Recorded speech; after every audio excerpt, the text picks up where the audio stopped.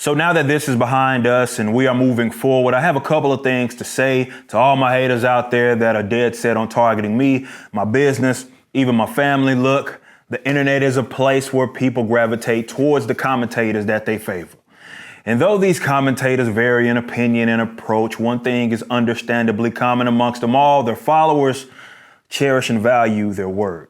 And let's be honest, sometimes folks just take the word of the people they favor, no matter how factually incorrect that they are, especially if that commentator is speaking about someone you dislike, like me. As I've said before, some people will never be able to see me as anything other than a YouTube comic book commentator that would occasionally monetize a hater.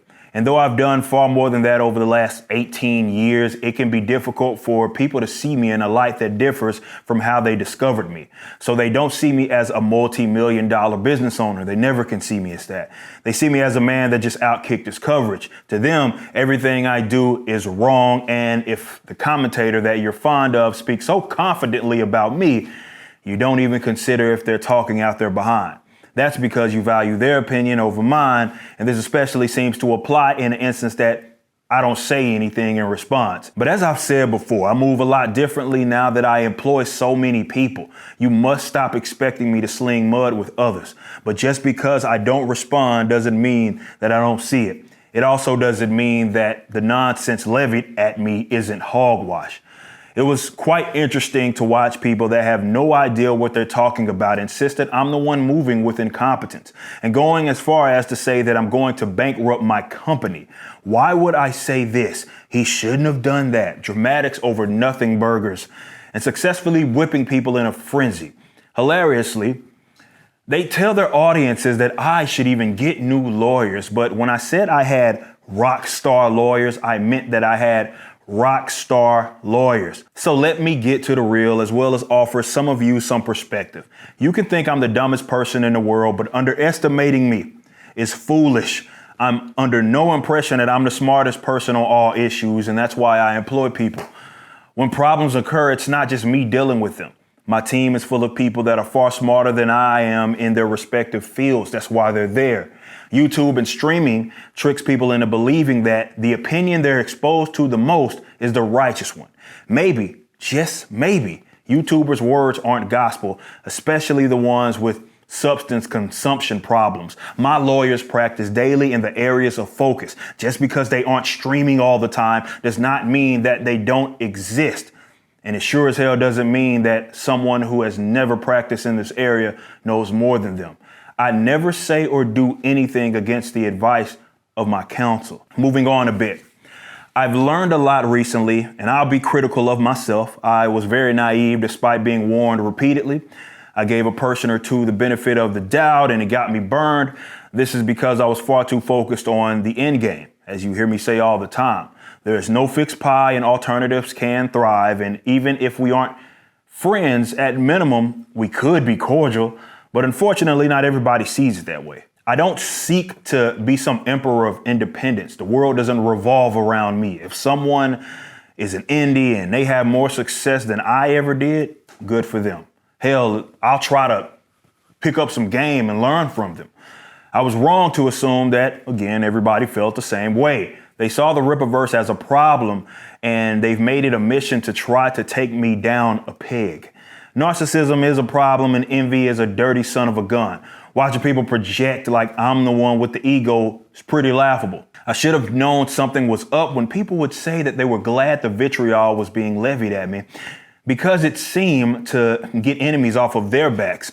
And that sort of explains why some have allied themselves with people that admittedly attempt to ruin what I've built, even though those same people have a history of going after them.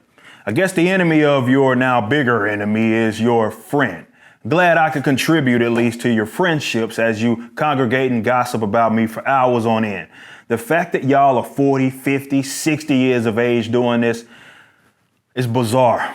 Narratives, though, man, there's something else. Just yapping and saying things with the sole intent of getting others to believe it, no matter how verifiably false it is. Eric needs to learn to take criticism.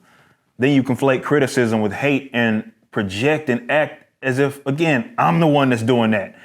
And ultimately, you can't take criticism means He doesn't give people with bad intentions the time of day. Or you're being upset that I won't acknowledge you and publicly worship your every word. Just because I don't listen to you does not mean I don't listen to anybody. Y'all need to learn that you're not the only people in the world and your word isn't gospel. I don't pretend to be perfect. And I put people in creative leadership roles to specifically check me when I'm in error. You know, the Saska sisters called me the most scrutinized man in comics, and they're right, but it's something that I welcome and anticipate. Folks go over our work. It'll be panel for panel unlike anything else. And again, you are free to do that. Chat away. But you can at least be honest about why you're doing it. This whole "we're just trying to help" trope is extremely disingenuous. There are people that think we're supposed to act oblivious to the obvious motivations of certain individuals. Yes, there's a difference between constructive criticism and destructive chatter. Someone that seeks to destroy you is not useful. You'd be a fool to prioritize their opinion, and there's nothing smart or honorable about it. Someone that supports you and they genuinely want to elevate you in ways that ensure you a return, they're valuable. They can be extremely helpful. The people that, though, are doing it for a show are doing it for just that.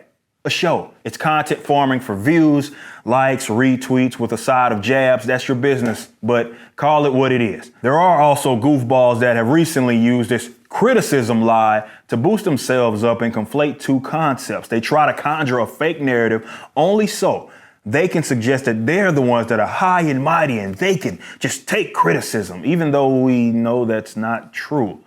Get over yourself. It shouldn't surprise me, though, that drama farmers act like drama queens. Comics isn't for the faint of heart, but it isn't some nerd blood sport either. Just keep it 100 with your motivations and stop with a facade that you're trying to help me or the industry out. If you truly want someone to be great, you want to be as clear and concise as possible with your approach. It makes no sense that someone that supposedly just wants to help does everything except pick up the phone and contact the person directly when you have the contact and you're on speaking terms with them. You want them to improve after all. Direct contact is substantive. Instead, you fire up streams and tweets and start gossiping like women, never directly contacting the person, treating everything like it needs to be a show. That's not what normal folk do with business partners, especially with their friends. So for all those wondering as it pertains to the product of the Rippaverse, not once have I been contacted privately by these supposed allies that claim they're just trying to help me and just want me to make $1 billion, yet all they do is make everything a public matter. I have been contacted by people that actually want me to be great. They just actually pick up the phone or fire direct messages, and they're very thorough and helpful. Somehow they can figure it out, but I guess other people can't. Dishonest people purposely float out these lies, repeat it, in hopes that it's gonna stick. Again, this Eric can't take criticism thing. When we show you the contrary, you ignore it. Eric doesn't help others. I talked to Jay, Razorfist, Growing List, Kevin Grievous, a heap of other people, and they pretend like it doesn't exist. Oh, nobody ever talks about the stories of the Rippaverse.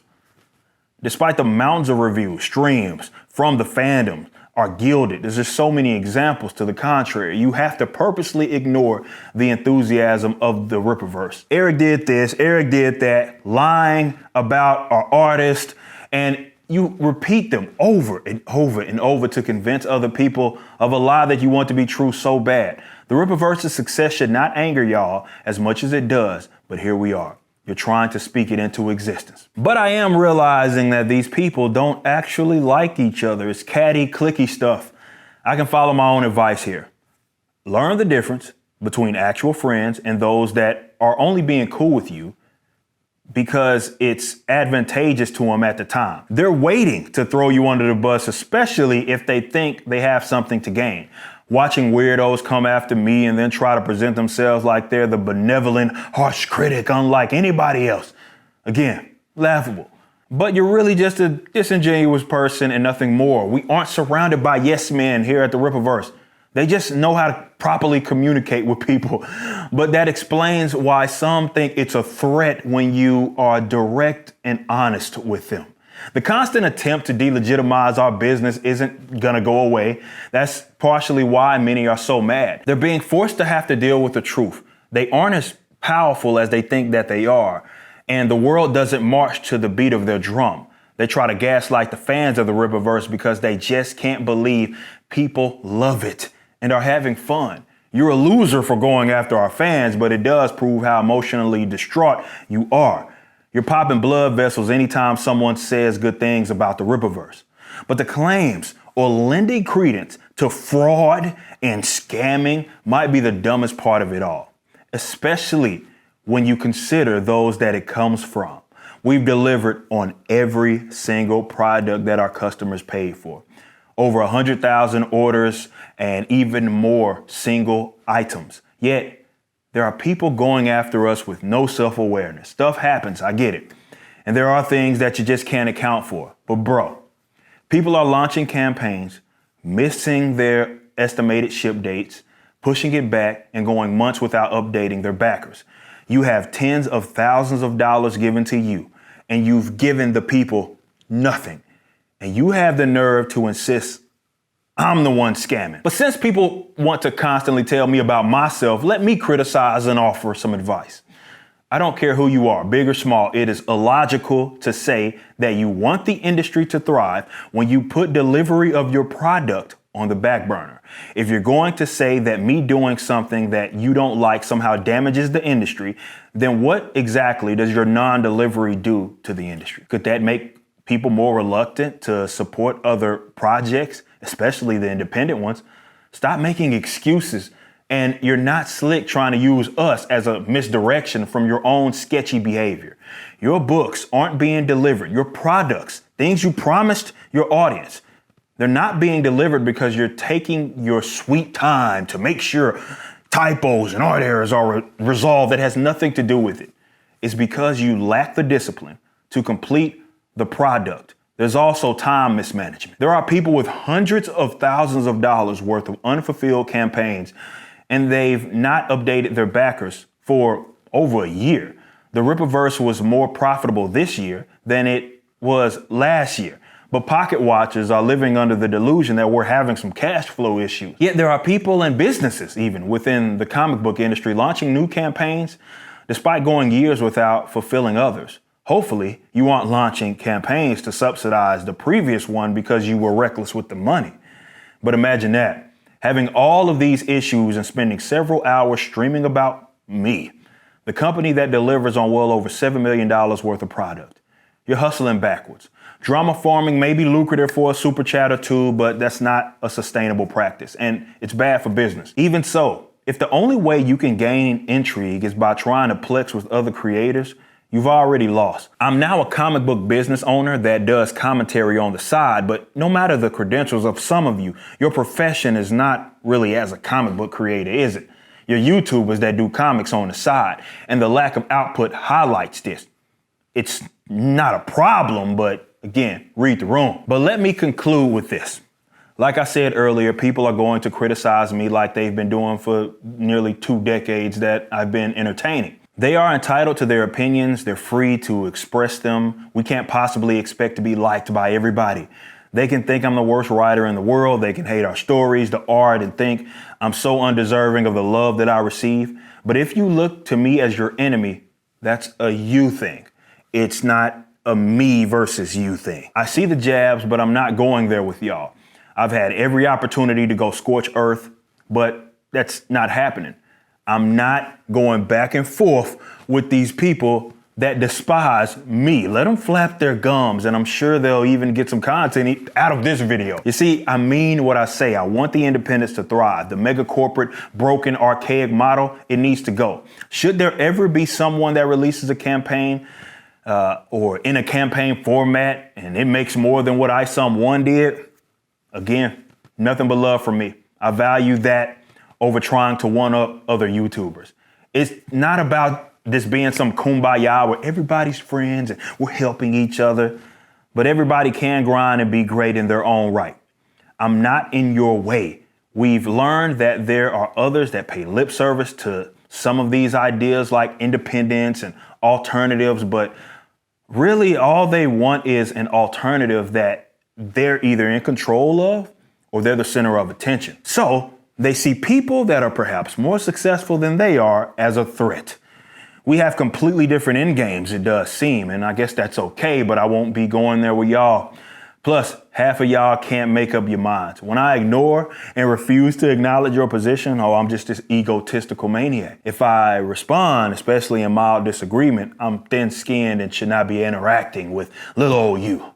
Y'all are childish. I just want to do great for my family, my fans, my employees. We have a great company of people that love to be here, and I cherish that. That was one of the problems I sought to correct. In comics, look, having creative people be happily compensated, that's what it's about, and we've accomplished that here at the Rippaverse. We're not just simply talking about it. We're not just discussing the problems. Look, I'm blessed to be in this position that I'm in. I have great employees. They help grow this business. They do things that I simply cannot. And veterans, I get to shadow them. I get their feedback, and it helps me grow as a creative, as a writer. I'm not messing this up. We're going to keep grinding. The Rippaverse is here to stay. I can't wait for you to read more ISOM, Yaira, Alpha Core, and a whole list of titles that we release in the coming years. We have the world's greatest supporters, and it ain't even close.